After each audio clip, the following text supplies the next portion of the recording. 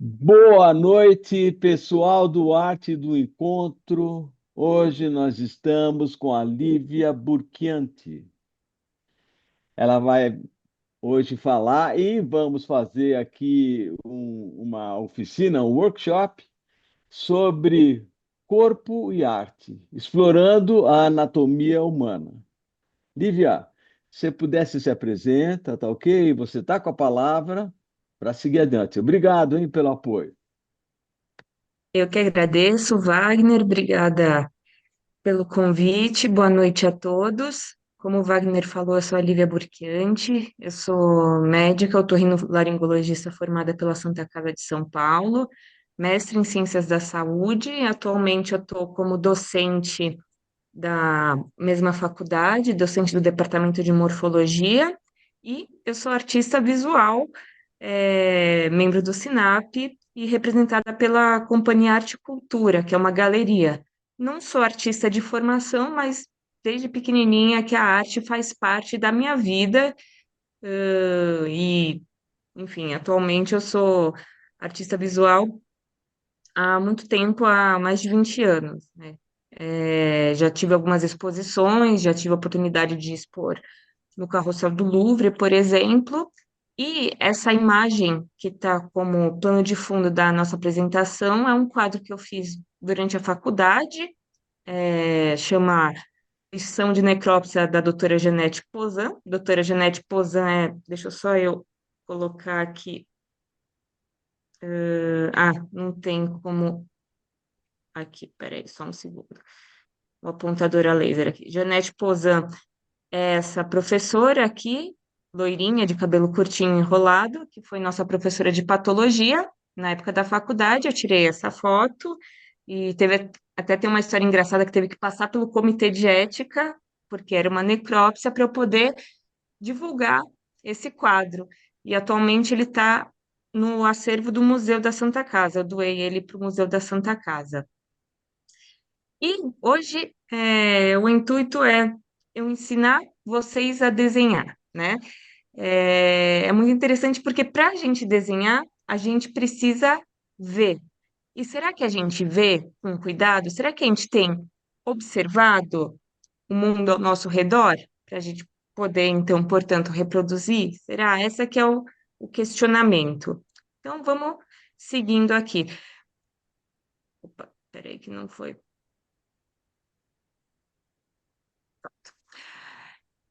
Bom, desde a antiguidade que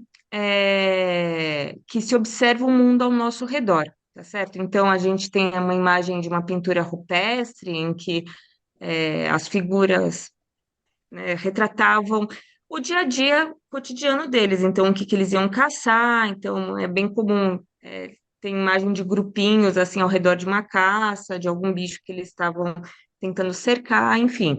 Era a maneira rudimentar que eles tinham de representar o mundo ao redor deles, certo?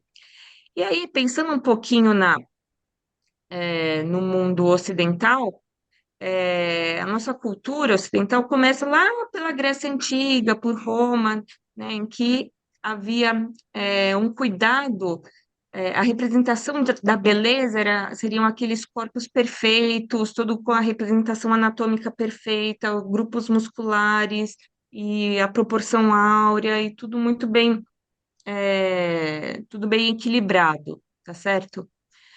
Depois, na Idade Média, teve aí um período de Idade das Trevas, então, não que não existisse arte, mas por conta de empecilhos e entraves provocadas por leis tanto cíveis como religiosas, é, é, a busca por conhecimento, principalmente anatômico, por exemplo, ele foi tolhido durante um tempo. E no começo da Idade Moderna, através do Renascimento, houve então a retomada pela busca dessa cultura greco-romana. Então, a gente tem diversos nomes do Renascimento, conhecidos por todos nós, na Itália, nos Países Baixos, enfim, de figuras que foram trazer à luz a esse conhecimento e resgatar esse conhecimento de outrora. Então, a gente tem, por exemplo, Leonardo da Vinci na Itália, juntamente com Michelangelo, o Rembrandt nos Países Baixos, certo? E, deixa eu só avançar um slide aqui. Então, a gente tem essas figuras aqui, que é do Michelangelo, ele que era um escultor, ele não era um pintor, ele falava que a arte, desculpa, ele falava que a pintura era uma arte menor, que a escultura sim que era arte, então era a briga dele com o Leonardo da Vinci. Essas imagens são do teto da Capela Sistina, não sei se vocês já tiveram a oportunidade de conhecer, mas é um passeio que eu recomendo fazer pelo menos uma vez na vida, lá no Vaticano, em que o Michelangelo pintou, ele que era um escultor, que não gostava de pintura, ele se lamentou por todos os segundos que ele permaneceu deitado em andaimes, pintando o teto da Capela Sistina, ficou se lamentando e entregou aquela obra de arte que é maravilhosa, é emocionante. Na hora que você entra na Sistina e vê aquilo, é realmente indescritível. E como muitos devem saber, a Capela Sistina está cheia e repleta de easter eggs, né? Ele que, assim como Leonardo da Vinci, ia até cemitérios para estudar anatomia humana, né? Então pensa só, né? Imagina hoje em dia, isso não seria possível. Mas ele ia estudar anatomia em cadáveres e ele tentava colocar esses pequenos elementos nas suas obras de arte. Então aqui, bom, a Capela Sistina é uma capela, né? E lá tem temas bíblicos. Então, independentemente da crença de cada um, daquilo que cada um acredita, terão lá retratados temas bíblicos. Então, aqui, onde eu estou mostrando com o meu cursor, a gente está mostrando o momento em que Deus está criando Adão, está dando a vida a Adão, através do seu toque divino aqui. Adão, que é o homem, é a imagem e semelhança de Deus. E vocês conseguem imaginar qual órgão é esse daqui que ele está representando aqui através do manto de Deus?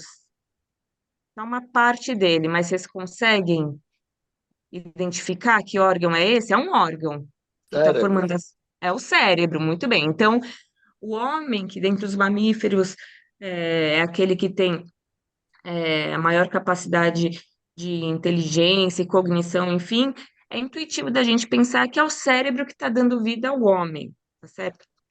E aqui à direita, a gente tem a criação de Eva. Eva, que também, pela Bíblia, foi criada através de uma costela de Adão. Então, Adão está aqui deitado no tronco de uma árvore, que, se você for parar para pensar, ele parece o quê, pessoal? Se vocês fossem arriscar Ana. uma árvore, sim, uma árvore brônquica, certo? Vem a traqueia e os dois Hum, brônquios principais indo para um outro órgão que está sendo representado aqui à direita pelo manto de Deus. Que órgão que parece esse do manto de Deus? Um pulmão, tá certo? Então, Eva, que foi ah, criada a partir de uma costela de Adão, Michelangelo, eu achei que foi muito feliz nessa passagem, mostrando aqui a árvore brônquica, o pulmão, tá certo? E aqui a Eva sendo criada por Deus. E eu coloco aqui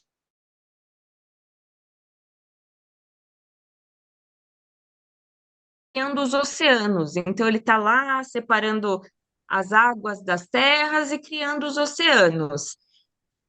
E eu tenho que dar essa explicação porque também é intuitivo da gente pensar. O órgão que está relacionado com água, né, no nosso corpo humano. E olha só, ele A tem essa bexiga. forma. Tem. Não é exatamente a bexiga, mas está quase lá. É um Tem. rim, é um rinzinho aqui. Então, o rim tem a ah, forma de um feijão, então ele colocou aqui o manto de Deus no formato de um rim, tá certo? Então, ele gostava de. Esses são só alguns exemplos de tantos outros easter eggs que tem pela Capela Sistina nessa obra maravilhosa, e espetacular.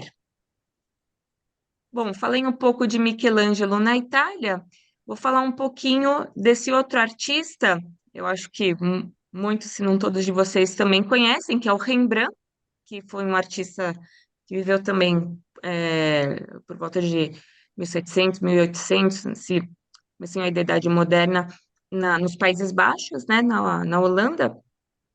E esse quadro se chama Lição de Anatomia do Dr. Tupi. Eu até tomei uma licença poética para pôr um nome semelhante no meu quadro, tomadas as devidas proporções, certo?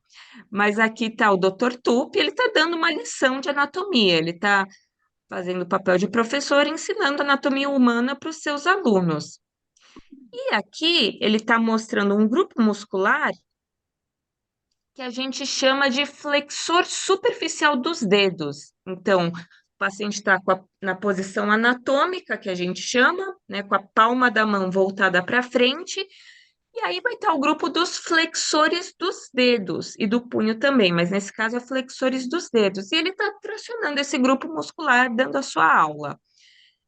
E o que vocês talvez não saibam é que esse quadro existe uma discussão sobre ele, se há ou não um erro anatômico em sua retratação. Conto para vocês que esse grupo muscular que está aqui representado, então, é o grupo do flexor superficial dos dedos. Superficial porque existe um outro que é mais profundo a ele.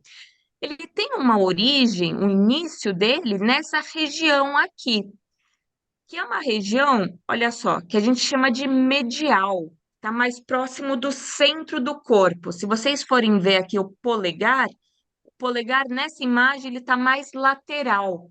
Então ele está no sentido oposto. Então aqui seria lateral e aqui seria medial, né? Então esse grupo muscular teria que começar deste lado. E não é o que está acontecendo aqui, olha só, ele está bem lateral. Então há um erro anatômico nesse quadro. Alguns falam que Rembrandt começou pintando um cadáver, aí ele teve que adaptar, porque ele constituiu outros elementos do quadro e meio que deu um sambari.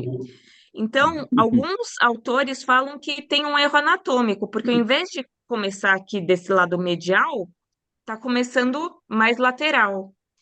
Enquanto outros autores falam, não, o quadro está certo, está começando exatamente aqui do lado medial. A gente só tem a sensação de que está mais lateral porque o Dr. Tup está tracionando esse grupo muscular. Sendo medial, sendo lateral, a verdade é que esse quadro também é impressionante e também mostra a importância da anatomia nos estudos médicos, né? Eu acho esse quadro muito bonito. Bom, e qual que é a maneira correta de se desenhar anatomia?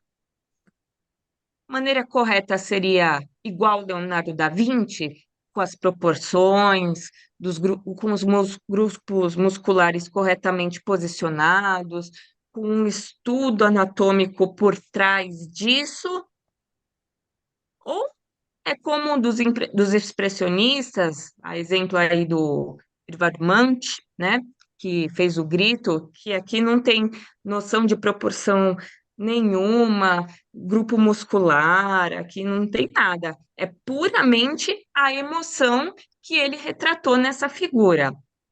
E aí condiz um pouco com a vida dos pintores, né? Eu dei o exemplo de Munch, que também teve uma vida muito conturbada, mas um outro exemplo de um expressionista famoso é o próprio Vicente Van Gogh, que também teve uma vida repleta de desafios aí a serem vencidos, inclusive da parte psíquica emocional dele, ele que convivia aí com um possível quadro de esquizofrenia, enfim.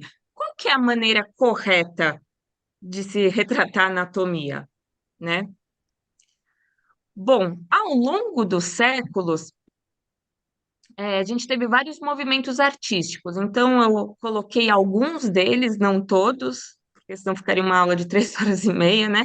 Mas eu coloquei aqui na época do Renascimento, então, em que, como eu falei já algumas vezes, que tinha toda essa busca pelos corpos perfeitos, pelo estudo da anatomia, e tecnicamente eles colocavam aqui uma técnica de claro e escuro para dar mais contraste às figuras, mas depois eu coloquei aqui alguns movimentos principalmente do início do século XX, que a gente teve uma sequência de vários movimentos artísticos, e geralmente eles contrapõem a ideia que o movimento artístico prévio pregava, né?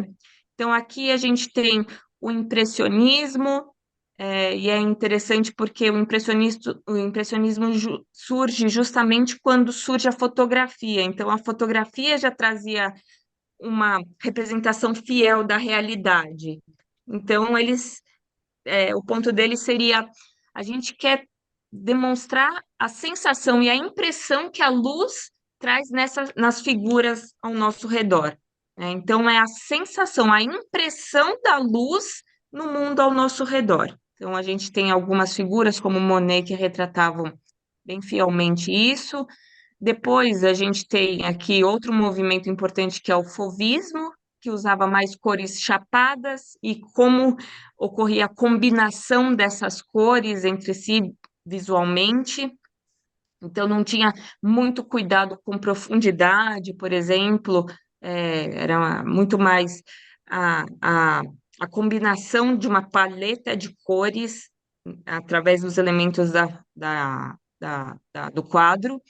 A gente tem aqui o pontilhismo, que é um veio do impressionismo, que também retratava a impressão da luz causada no ambiente, e a técnica era fazer uns pontinhos, né? Então, no seu conjunto, olhando de longe, dava esse resultado final. A gente tem o expressionismo, que aí era muito mais a expressão e a emoção do artista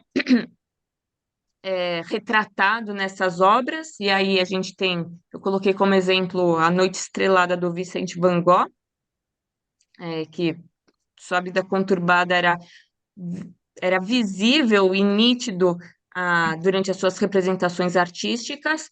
E, por fim, eu coloquei uma imagem do cubismo, em que aí havia completa ruptura com regras de proporção, perspectiva, anatomia, tudo. Através de uma visão, a gente via a frente, atrás, as costas, de lado, tudo junto. A gente tinha essa ruptura completa, né? São formas, diferentes maneiras da gente observar como o artista sentia e observava o mundo ao seu redor.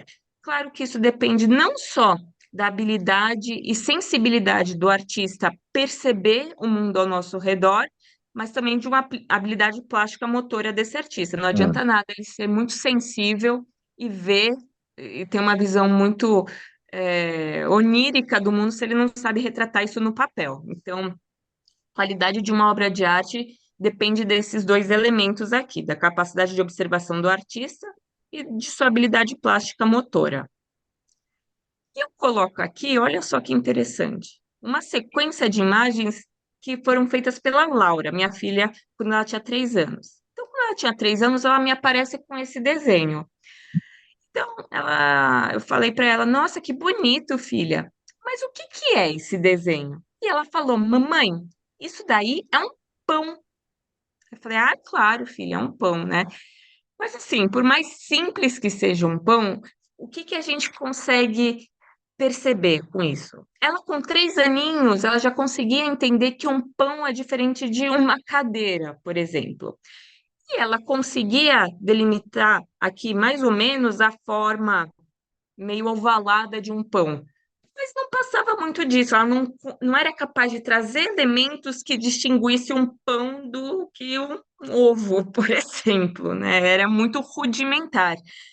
E, para minha surpresa, em poucos meses ela me aparece com esse outro desenho. Então, percebam que ela já começa a ter uma noção de horizonte, do céu que está aqui em cima, o céu azul, com o sol redondinho, amarelo, com os raios de sol lineares. Ela fez uma graminha aqui e ela fez até uma flor com um caule. Vejam só, falou, era o caule, mamãe, da flor. Então, é muito interessante a gente ver essa, essa aquisição de habilidades da criança. Eu não sei se vocês chegaram aí num lugar uma exposição chamada Dopamine Land, que está tendo no Shopping Eldorado. Mas olha só que interessante, como é feito a habilidade motora na criança? Opa, desculpa, avançou aqui, eu queria, na verdade, mostrar isso daqui. Como é feita a habilidade motora na criança? Então, ela é feita do eixo para a extremidade. Vocês vão ver que aqui à esquerda a gente tem a Laura desenhando, e aqui à direita a gente tem o meu filho mais novo, que é o Luigi. Depois eu coloco o vídeo de novo, mas percebam que na Laura ela faz muito mais movimento de punho e dedos, ou seja, muito mais distal, e o Luigi, que é mais novo, é muito mais proximal. Então, ele faz muito mais movimento de ombro e cotovelo para fazer os pontinhos. Ó, deixa eu mostrar de novo aqui. Por isso que a gente não consegue alfabetizar com uma letra cursiva criança muito nova, porque ela ainda não adquiriu essa habilidade motora fina, ela não tem essa capacidade motora ainda refinada. Então, precisa esperar um pouquinho amadurecer para poder ensinar, por exemplo, letra cursiva, que nada mais é do que um desenho. A gente vai desenhar. E olha só, falando da observação, eu coloco essa sequência de imagem para mostrar a evolução ou involução da observação. Então, essa sequência do Monet, que era um artista impressionista, e que ele teve se não me engano, foi uma catarata. Se não foi uma catarata, foi um glaucoma. Quando ele já era um artista, assim, com uma capacidade pictórica já reconhecida e tal. E a gente consegue ver ao longo das suas imagens, ao longo das suas obras, essa involução da sua observação. Então, ele foi perdendo essa capacidade de observar o mundo. Mas ele conseguia ainda retratar, ele já era um pintor, ele já tinha essa habilidade pictórica, então ele conseguiu retratar aquilo que ele observava. Então, a gente consegue ver essa perda de visão, essa perda de detalhes que ele sofria. E eu acho isso muito interessante se a gente coloca numa ordem cronológica. Então, ele continuava com essa habilidade motora fina, com essa capacidade pictórica, mas ele perdeu essa visão. A visão, ele foi perdendo essa capacidade de observar o mundo ao seu redor. E eu coloco essa outra sequência de imagem. Eu falei um pouquinho dos movimentos artísticos do começo do século XX, e o cubismo, eu dei o exemplo do cubismo como sendo um deles. E o principal nome dos cubistas, sem dúvida alguma, foi o Pablo Picasso. Ele que é conhecido por essas obras cubistas, e vocês conseguiriam identificar entre essas três imagens qual obra é do Picasso? Qual que é do Terceira, da Picasso? A direita. A terceira, né? direita. A da É. direita, muito bom. O Picasso, ele foi um artista que ele viveu muito, ele foi muito famoso na época em vida, e ele morreu com uns 90 anos, e ele participou por diversos movimentos artísticos. E aí a gente olha a obra do Picasso na época cubista, e eu já ouvi muita gente falando, isso daí até eu faço. Mas o que poucas pessoas sabem é que antes dele chegar nesse estilo cubista, ele teve que passar por um estilo mais acadêmico. Ele teve que aguçar o olhar e traduzir isso no papel. E o que poucas pessoas sabem é que as três obras são do Picasso, sendo que essa primeira ele tinha 13 anos quando ele fez. Então, vejam, é um pescador. Vejam a qualidade da observação do Picasso e o talento dele ao reproduzir com apenas 13 anos de idade. E essa do meio é um autorretrato, ele devia ter perto de 20 anos. E aí, essa última é da fase cubista dele, eu não vou saber informar a idade que ele tinha. Aí a gente chega nesse ponto da imagem, eu vou passar velozmente esse slide, mas qual que é a importância da observação? Eu dou essa aula também para o pessoal da medicina, e uma das coisas importantes que a gente tem, por exemplo, na medicina, mas não só na medicina, é a gente identificar padrões, né?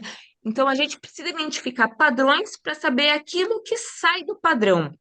E a gente faz isso através da observação. Então, eu conto para vocês que essa daqui é uma otoscopia, uma imagem de um ouvido, né? Aparece a membrana timpânica, aqui o que a gente chama de cabo do martelo, e eu conto para vocês que é normal. E eu posso falar que é normal porque eu já vi muitas e muitas e muitas vezes. Olhei com atenção, olhei com cuidado, observei, vi os detalhes, né? E aí eu posso, a partir disso, saber o que está alterado. Então, tem um aumento dos vasos sanguíneos aqui, um pouquinho de cera aqui, e nessa última, a membrana timpânica está abaulada. Mas claro que isso não se deve apenas para a medicina. Isso, na verdade, eu ouso dizer que vale para qualquer profissão, ou pelo menos a grande maioria delas. A gente identifica padrões, até no nosso dia a dia a gente tem que identificar padrões e ver aquilo que sai do padrão. E olha só que interessante, o porquê do desenho? Qual que é a importância do desenho? Coloco aqui essa pirâmide de Glasser, que a gente, quando dá aula, a gente fala muito dessa pirâmide, porque é uma pirâmide que marca a porcentagem de aprendizado. Quando a gente lê um texto, a gente absorve 10% daquele texto, né?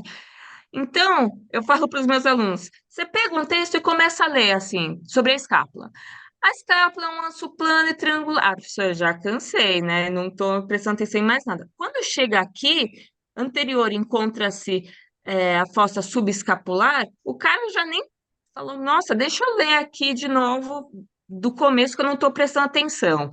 E vamos ser sinceros, quem nunca fez isso? Está lendo um livro e falou, não, deixa eu voltar aqui no começo que eu não estou entendendo mais nada. Porque a gente guarda pouco mesmo quando a gente só lê. A gente guarda 10% daquela informação se a gente lê com cuidado.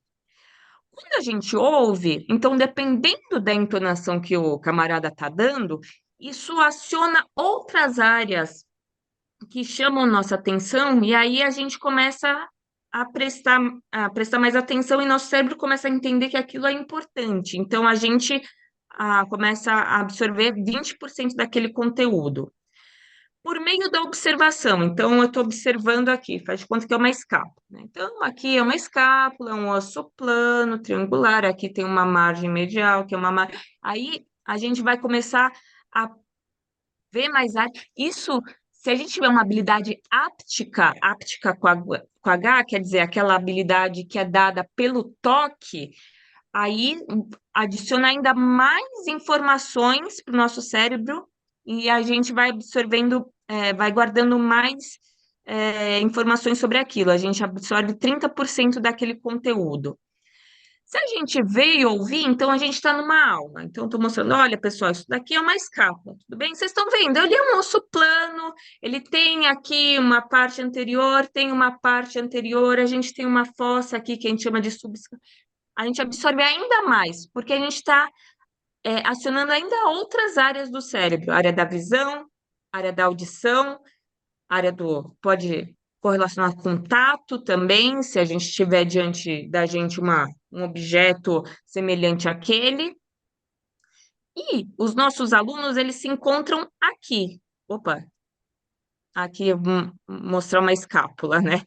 Os nossos alunos, eles se encontram aqui, quando eles discutem com os outros. Então, quando a gente está no laboratório e eles vão estudar, né? Eles já tiveram a aula teórica ouvindo e vendo, já leram a matéria, né? Eles vão discutir agora entre os pares.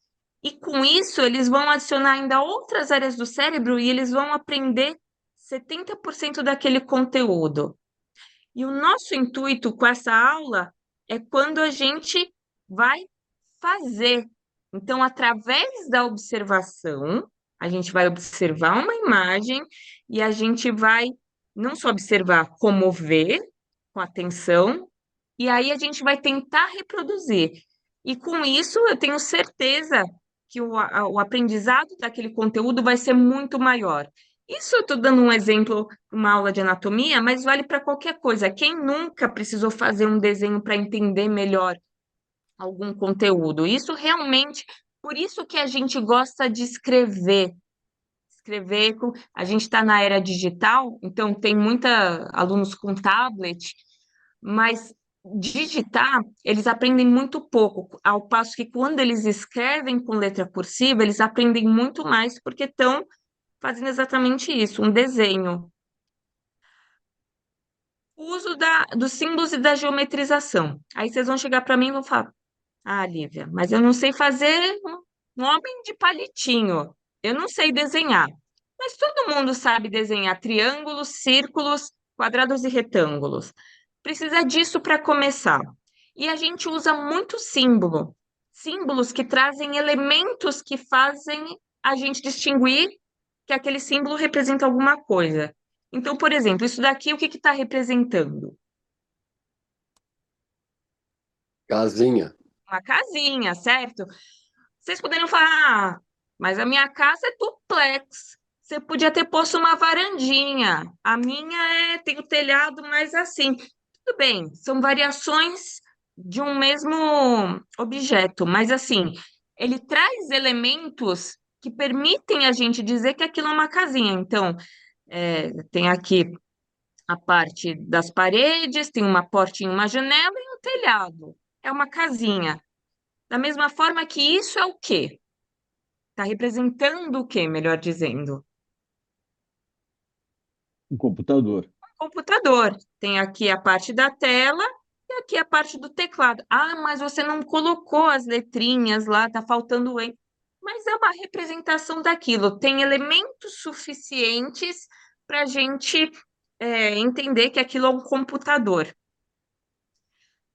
E um dos artistas que fizeram isso com muita maestria foi o Mondrian, Pierre Mondrian, e ele gosta de usar cores primárias para fazer as suas representações e formas simples. Então, ele vai desenhar quadrado, formas geométricas bem básicas, né? Ele é um artista mais recente.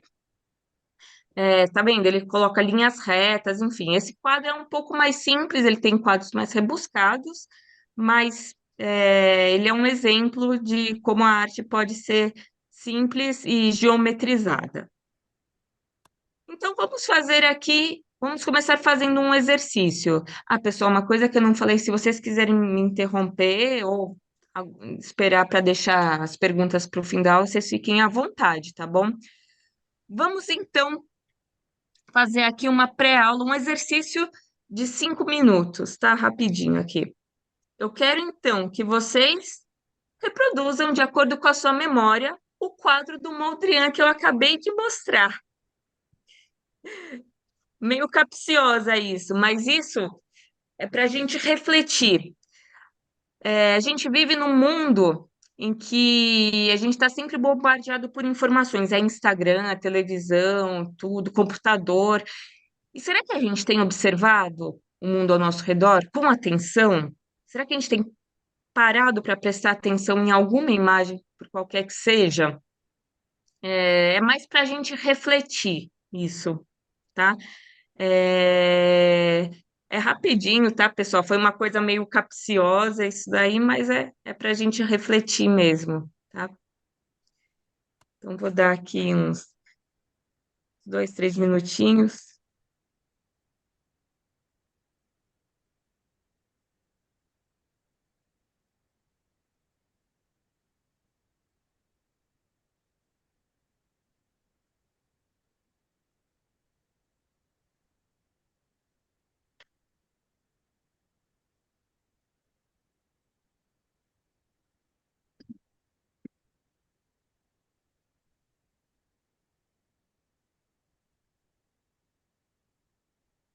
Eu já fiz, mas fiz em branco e preto, que eu estou só com um lápis Em sem branco e cor. preto, não tem problema, não tem problema.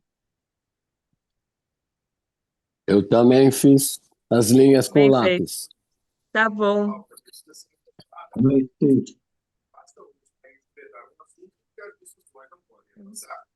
Deixa eu só dar mais uns 30 segundos, eu já avanço aqui. Tá bom, professora? Tá ótimo. Olha o Tem um meu som, aqui, ó. Olha o Deixa eu meu. dar uma olhada. tem um som vazando aí. Deixa eu dar uma olhada.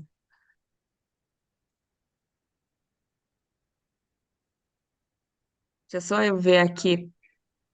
Todo mundo conseguiu reproduzir aí o que se lembrava da imagem? É isso aí. Sim. É isso aí. Vocês observaram que são formas muito parecidas com quadrados e retângulos, certo? Deixa eu só ver se eu vou avançando aqui, tá, para não perder Tá, muito tempo para a gente dar continuidade, tá? tá. Deixa eu ó, voltando da imagem, o que que a gente tem que observar? Então, olha só. Tem essa figura aqui, que é esse quadrado, né? Ele não está centrado, ele está ocupando aqui o primeiro quadrante, digamos assim, uma parte desse segundo, uma parte desse terceiro, uma parte desse quarto, né? Ele fez aqui as linhas, mas, né? Desculpa, umas linhas cruzando aqui, mas percebam que ele não fez as linhas aqui na região da moldura, tá certo? Aqui, então, ele continuou, fez um quadradinho aqui, um retangulinho aqui pequenininho. Aqui não chega a ser um quadrado, também é um retângulo. Aqui tem dois retângulos brancos e observem que aqui essa linha é um pouquinho mais grossa do que essas outras aqui que eu falei anteriormente. Essa linha também é um pouquinho mais grossa. Bom,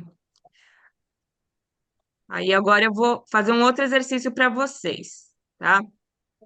Eu quero que vocês reproduzam esse quadro da Tarsila do Amaral, tá? Enquanto vocês reproduzem, eu vou comentar aqui algumas coisas. Opa, peraí que...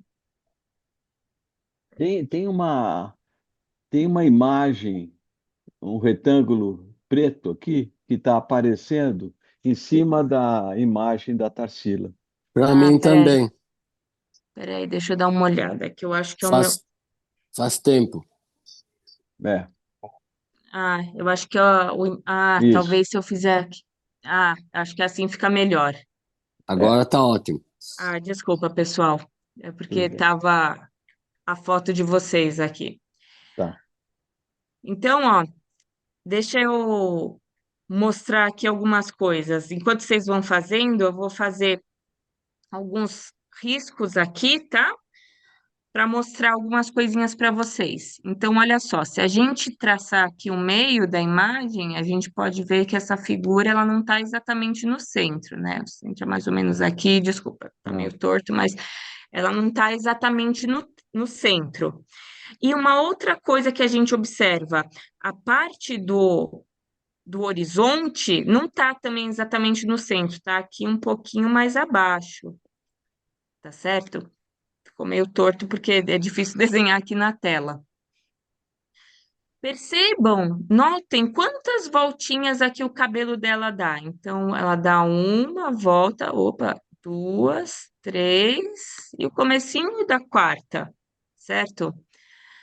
Ela é uma imagem que tem o formato de uma gota, tá certo? Ela tem um formato de uma gota e está mais ou menos aqui no meio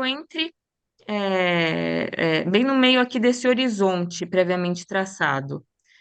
E percebam aqui que o pezinho dela tem uma pontinha aqui para cima.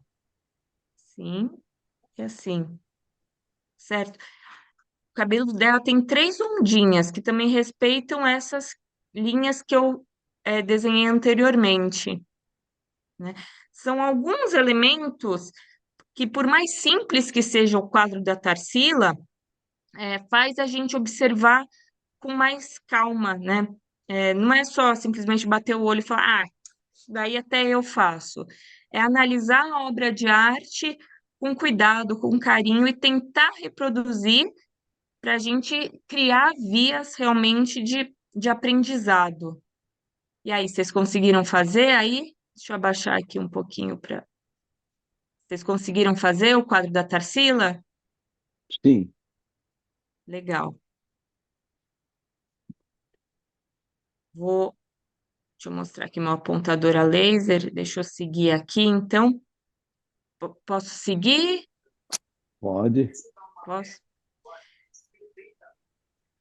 Ó, eu vou falar, eu gosto de fazer esse exercício para a gente tirar aqui alguns algumas imagens de símbolos que a gente previamente tem. Então, por exemplo, se eu falo assim para vocês, desenhem da sua memória o coração. Vocês seguramente vão mostrar um coração, se não dessa forma, algo semelhante a esse aqui. Certo? Coração bem, coração. Mas um coração, por exemplo, para um estudante de medicina, ele não é dessa forma, né? Isso daqui é uma representação esquemática de um coração, que tem 4 câmaras, os 2 átrios e os 2 ventrículos, o ápice aqui embaixo, mas não é a representação de um coração. E aí, eu queria que vocês tentassem desenhar, e eu vou ajudar vocês, a desenhar este coração aqui. Aí vocês falam, nossa, Lívia, mas é muito difícil. Mas não é, pessoal. Se vocês fizerem um esboço com formas geométricas, eu garanto para vocês que vai ficar mais fácil. Então, olha só, eu vou desenhar aqui por cima para mostrar para vocês, tá? Então, se vocês fossem definir o coração em uma forma geométrica, como é que vocês definiriam ele? Como é que é o coração? É um círculo, um triângulo, um quadrado? Eu diria que é um Mas triângulo, certo? Ó, vou desenhar aqui é, para vocês. Um triângulo aqui com a base um pouquinho Inclinada. arredondada, isso. Um triângulo é, inclinado. Ele é um triângulo inclinado, tá certo? né, Ou um E aí losango. tem. Tá certo. mas é isso aí. Ele é mais um triângulo com a base aqui Hum, para cima. E uhum. aí, conto para vocês, essa é uma vista que a gente chama de vista anterior.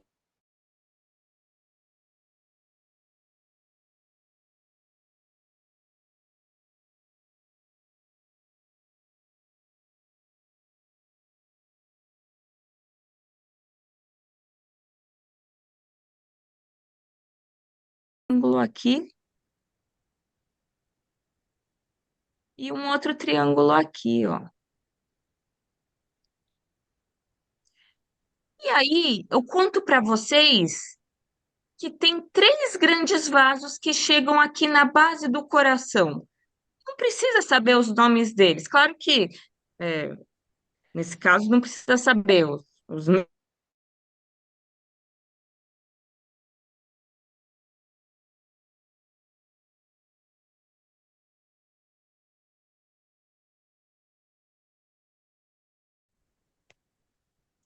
Pode até fazer esse um pouquinho mais curvilíneo, esse aqui em forma de T, né? E desenhamos o coração. Aí o que a gente pode fazer é fazer uma sombra, apagaria essas linhas, né, de apoio que a gente fez e desenhamos o coração. Pode fazer ele um pouquinho mais bojudinho aqui.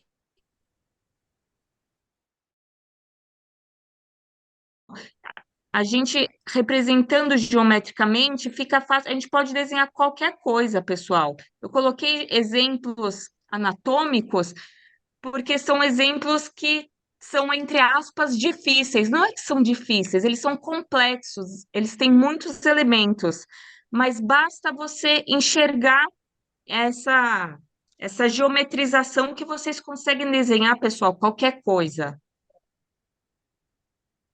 Tudo bem, pessoal? Tudo Sim, bem.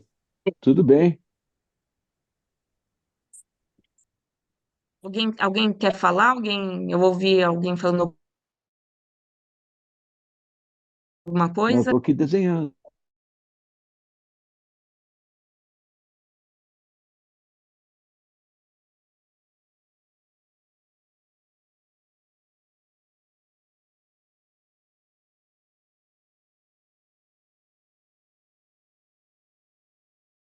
A gente começa a estudar primeiro os ossos, depois os músculos, justamente porque os músculos vão grudar nos ossos. Então, estudando os ossos, fica mais fácil depois de entender os músculos.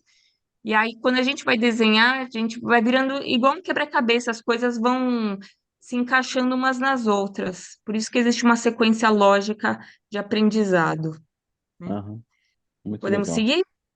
Pode.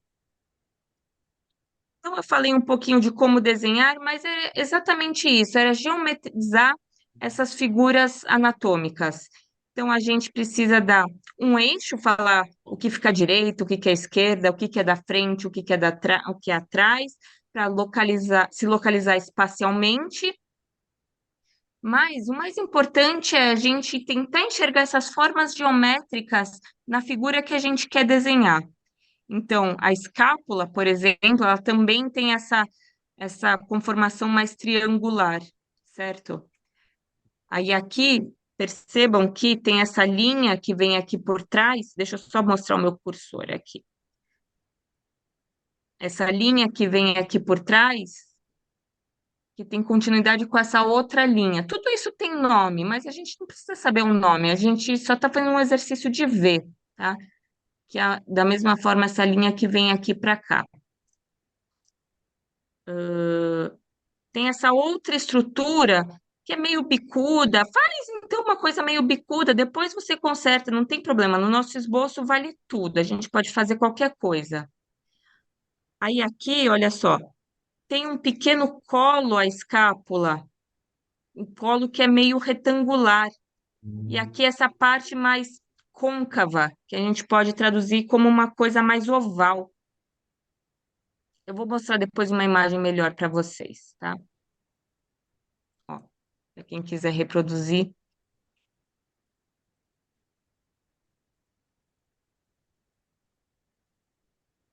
Então, aqui, olha só. Opa, cadê minha caneta aqui? Peraí, que minha caneta não está funcionando. Aqui, pronto, minha caneta. Aqui um triângulo. Aqui a gente pode fazer uma estrutura aqui, que parece ser um retângulo. Aqui é um pouquinho mais oval. Aqui uma estrutura meio bicuda, que depois a gente conserta, por enquanto a gente vai fazer assim. Aqui a gente tem um pequeno entalhe. E aqui atrás a gente tem essa estrutura aqui, com essa pequena saliência aqui. Depois a gente vai arrumando. A gente vai calcando o lápis aqui, deixando um pouquinho mais harmônico o nosso desenho.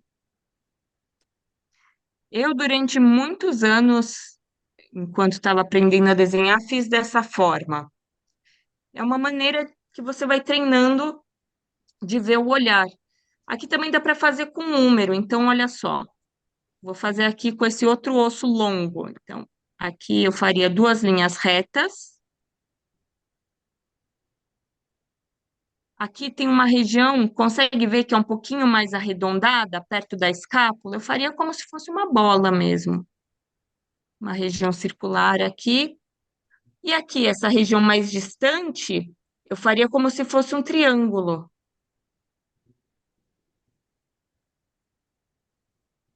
Tá certo? Aqui eu tenho duas regiões de saliência. Eu também faria como duas partes mais redondinhas. Uma é um pouco maior e uma é um pouco menor. E entre elas a gente tem um pequeno sulco aqui. Tudo tem nome, mas a gente não precisa saber nesse momento esses nomes. E aqui, próximo do triângulo, percebam que a gente tem essa estrutura mais bicuda. Então, vamos fazer um triângulo também nessa estrutura mais bicuda. E aqui, bem embaixo de tudo, a gente tem como se fosse uma ampulheta, ó. Eu vou desenhar aqui para vocês. Uma ampulheta. E aqui uma estrutura um pouquinho mais arredondada, olha só.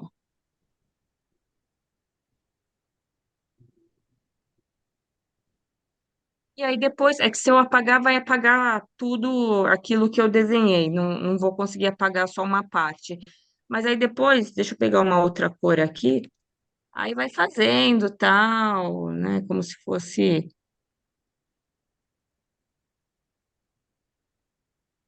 Põe uma outra cor, assim, uma. Assim, né? E aí apagaria aquilo que está em azul, por exemplo. É que eu não consigo fazer aqui. Então, é assim, é dessa forma que a gente, que é o primeiro passo da gente desenhar, anatomia. Com isso, vocês conseguem desenhar qualquer coisa, não apenas anatomia, tá? São algumas técnicas. Isso daqui do húmero eu falei a mesma coisa, então deixa eu avançar aqui um pouquinho. São algumas técnicas de desenho, tá certo? E aqui, eu queria só finalizar com esse outro quadro da Tarsila, que também a gente percebe que algumas figuras estão fora de centro, né? Ele não é exatamente simétrico, por mais simples que ele seja. Então, olha só, se a gente traçar algumas linhas, a gente pode perceber que, deixa eu pegar aqui o meu cursor, meu apontador a laser. Essa montanha aqui, ela está mais baixa em relação a essa, elas não estão no mesmo nível. As pontinhas da Lua também não estão no mesmo nível. Essa daqui está mais alta do que a outra. Essa figura, ela está à direita, mas ela avança aqui na linha do horizonte, né? Essas partes que parecem concêntricas, elas estão um pouco desviadas para a direita. E é importante a gente perceber essas nuances. Mais uma vez, para a gente identificar padrões, identificar aquilo que está fora do padrão. Por exemplo, o quadro que está torto, né? Uhum. Quem não gosta de quadro torto, né? Pois é. Então, a gente vai com isso treinando. É muito mais do que fazer uma releitura igual minha filha de 5 anos faz na escola. É observar aquilo que a gente está retratando. Aí, pessoal, a ideia, depois de eu ter mostrado algumas técnicas de desenho, era tentar desafiarem vocês a reproduzir novamente os quadros que eu pedi para vocês fazerem, que é esse daqui, na verdade, o quadro e o coração, né? O quadro da Tarsila, que é esse daqui, e o coração, que eu pedi antes de fazer essa intervenção em vocês, né? Então, era isso, não sei se eu acabei me alongando muito. Eu vou dar a sugestão de deixar o quadro da Tarsila e depois o coração, enquanto deixo aberto as perguntas. Assim, quem quiser ficar desenhando, desenha, quem quiser perguntar, pergunta. E eu agradeço muito ao Wagner e a todos vocês pela presença. Eu espero que vocês tenham gostado. Eu gostei muito, achei um mal barato. Obrigada. E é interessante porque era uma coisa que antigamente a gente fazia isso, de dividir em retângulos e tal, e tentar copiar. Mas depois você acaba perdendo. Pelo menos aconteceu Sim, isso comigo, né? sim, Achei muito legal sim. mesmo. Eu vou ser sincera, hoje em dia eu Ah, não uso mais triângulos e retângulos, mas eu diria que é porque eu já estou um pouco mais treinada, mas eu claro. durante anos usei isso, usei para. E foi curioso, porque para ensinar os meus alunos a desenhar, eu tive que falar, nossa, como é que eu aprendi a desenhar mesmo? Ah, sim, eram as formas geométricas, eu tive que fazer um esforço É, retroativo. é, Pensar. muito Lívia, legal. Oi, olá, Wagner, eu queria dar uma palavrinha para a Fala, Lívia. fala. Lívia, boa noite, parabéns, boa sua aula é noite. muito interessante. Eu acho que somos em mais dois médicos nesse grupo. Tem o Nelson, que é É, também bitomaníaco, e eu que também sou bitomaníaco. Então, é, nós dois nos formamos mais ou menos na mesma época, na década de 70. Sim. Ah, o nosso ensino de anatomia foi extremamente penoso. Eu não estou falando pelo Nelson, porque eu não sei como foi o dele, mas pelo meu estudo de anatomia foi muito penoso. Nada diferente de todos os outros alunos, quer dizer, participamos de mesas de dissecção, cadáver, Uhum. etc. Piriri, pororó. Não sei como é hoje, não sei como é hoje, mas certamente faltou essa graça com a qual você é capaz de permitir que a gente rememore os acidentes, particularmente do esqueleto, que são é o nosso maior temor, né? Quer dizer, Uhum. quando a gente vai falar de anatomia, é os detalhes que importam. Aliás, só importam os detalhes, né? Exato. Quer dizer, porque qualquer coisa diferente disso vem depois na faculdade. Felizmente, né? Felizmente. Apagamos as más lembranças da anatomia. Mas certamente a anatomia teria sido muito mais fácil se a gente tivesse tido uma aula como a sua e, eventualmente, um ajeitamento com essa graça toda que você transmitiu para a gente, de todos os acidentes, de tudo que a gente. Como é que a gente pode remarcar ou marcar cerebralmente as informações que você está passando? É perfeito. Parabéns. Muito obrigada. Quero ouvir a opinião do Nelson. Não, eu concordo plenamente e faço eco ao seu diagnóstico. Lívia, você conseguiu dissolver os acidentes anatômicos de uma forma que a gente absorve muito mais facilmente do que eu também me recordo das dificuldades que eu tive de absorver essas coisas de anatomia. Muito claro, muito nítido, perfeito. Excelente, Lívia. Tá de parabéns. Obrigada, fico feliz. Não, eu gostei muito, achei ótimo. Eu que não, eu que sou engenheiro, né? Para mim foi legal a técnica de começar a utilizar a forma geométrica para depois ir melhorando, mas é uma ideia, porque a gente fica assim, sem jeito de querer desenhar, né? Porque não sabe, e daí nem começa, né? Achei muito legal, muito bom. Sim, sim. Muito Só obrigada, fico feliz. para explicar para os outros, a gente nas aulas de anatomia tinha uma dificuldade tremenda. Os professores emprestavam algumas peças para a gente levar para casa. E um pegava livro em inglês, outro pegava livro em espanhol, para a gente destrinchar isso que a Lívia fez com tamanha facilidade, que é explicar os triângulozinhos, os retângulozinhos, os quadrados. Perfeito, Lívia, perfeito. Legal. Lívia, Ali, uma pergunta. Ah, desculpe. Claro. Ali,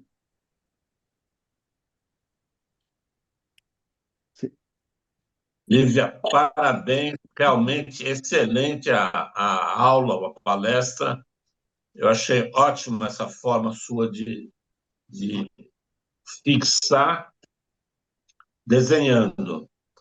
Sim. Eu também sou bitomaníaco, mas não sou médico, sou engenheiro. Mas Uhum. eu estava lembrando que a gente aprendeu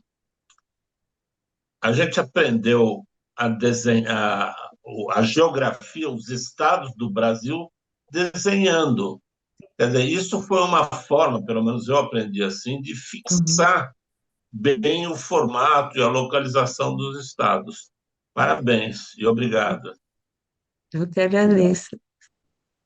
legal. Roberto, Olívia, parabéns pela tua aula, pela tua explicação, realmente muito bacana, muito legal, muito didática. Queria te fazer uma pergunta. Quando Claro. você faz arte, arte propriamente dita, Uhum. você usa que técnica para fazer as figuras? Olha, eu não. Eu faço o seguinte: eu pinto muito óleo sobre tela.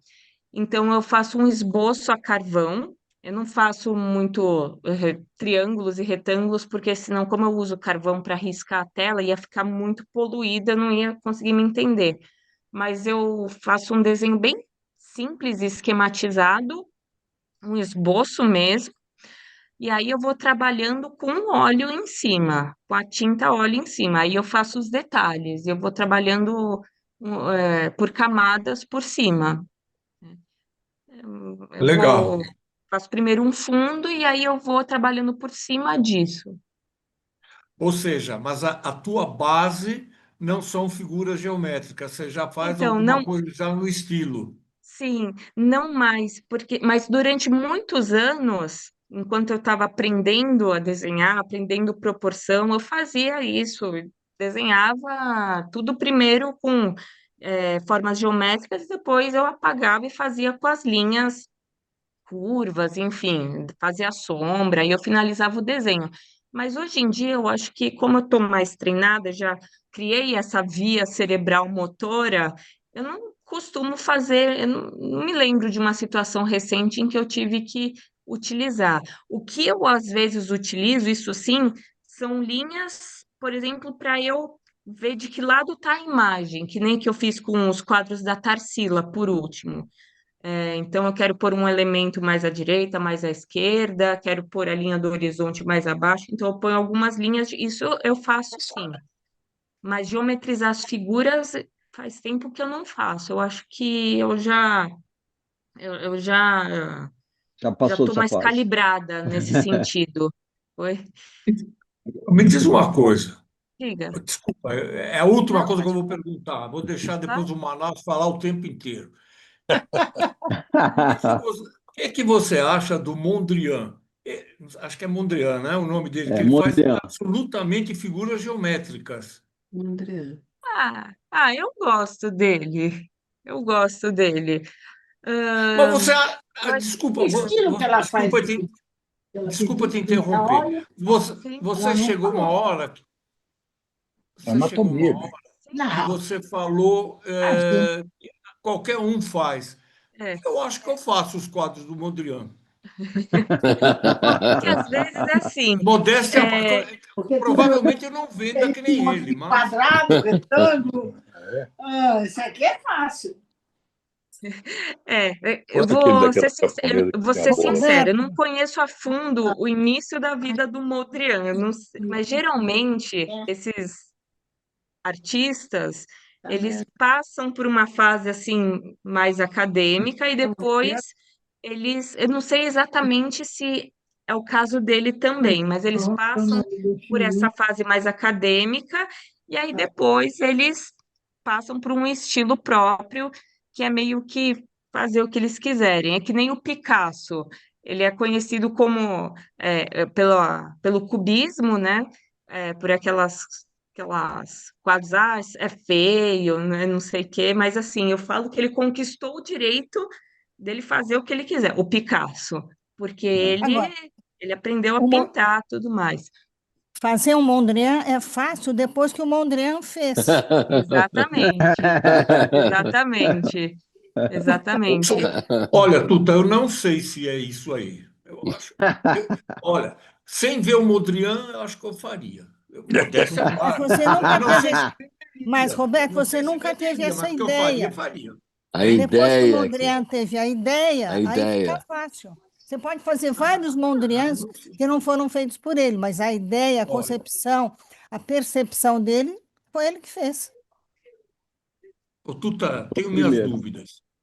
Às vezes o tipo de composição, a paleta de cores que ele É, escolheu. é, Não, é. eu estou falando isso só para deixar o Ivan nervoso. Eu sei que o Ivan fica nervoso quando ele dá esse tipo de opinião, só para ver se ele se agita aí. Bom, É, Manaus. Veneno é com o Roberto. Ô. meu Deus. Boa Manaus, noite, pessoal. Peraí, vamos lá. Noite. estão me ouvindo, né? Sim. Sim. Tem. Lívia, Uhum. uma pergunta que eu gostaria de fazer a você é o seguinte: pelo que eu entendi, a sua experiência médica conviveu de maneira paralela com a sua arte, né? Uhum. Agora, toda essa habilidade artística, você por acaso chega a utilizar de alguma maneira como base num diagnóstico, examinando uma radiografia, qualquer outra dessas coisas que vêm do diagnóstico moderno, né? Que você tem acesso, você usa essa sua capacidade, isso te ajuda de alguma maneira a exercer a medicina também?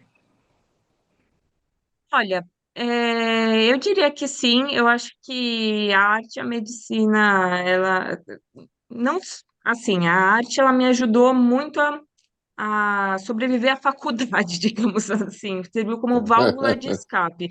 E eu tenho certeza que, assim, eu não vejo nenhuma correlação direta com isso que você falou. Ah, sua arte ajuda você a ver um diagnóstico de raio-x, por exemplo, mas é isso que eu tentei explicar nessa aula de hoje.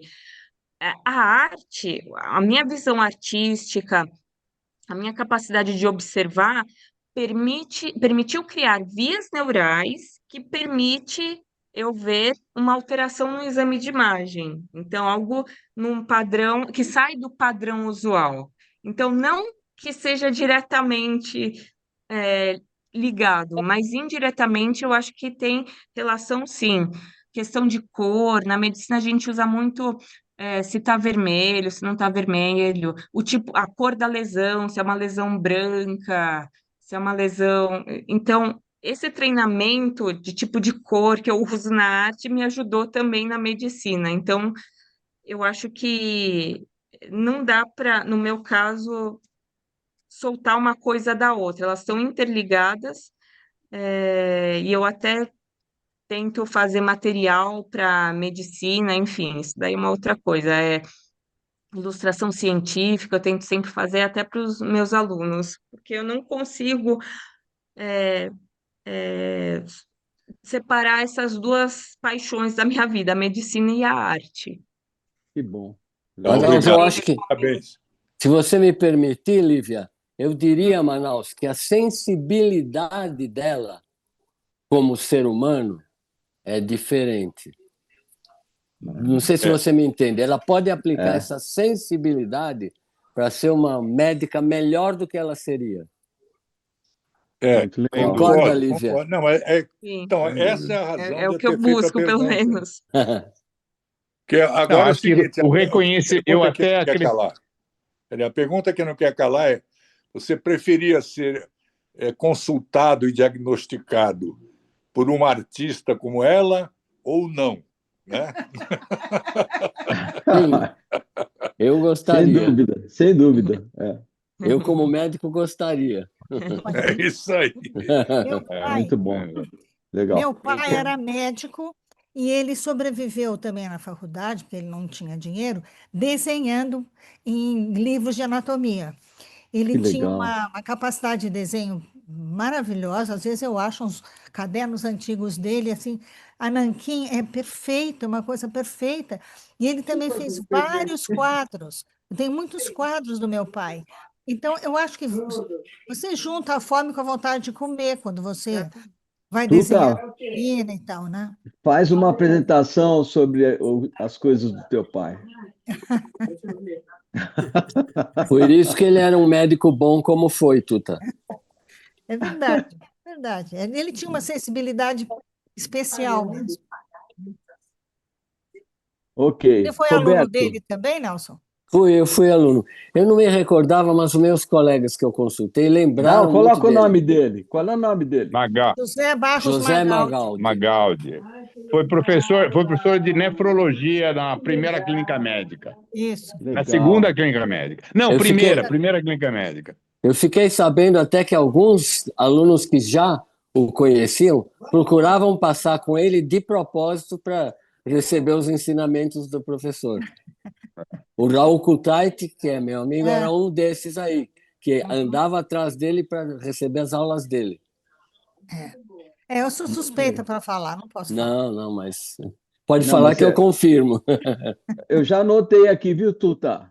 Uma É. apresentação sobre o José Magaldi, a arte dele. Tá anotado aqui, tá bom? Bom, eu tenho vários quadros dele, eu mostro para vocês. Tá bom. Bom, Roberto Matiello, vamos lá. Não, eu prefiro que o Arthur fale primeiro, por questão de idade, os mais velhos primeiro. Tá, então vai.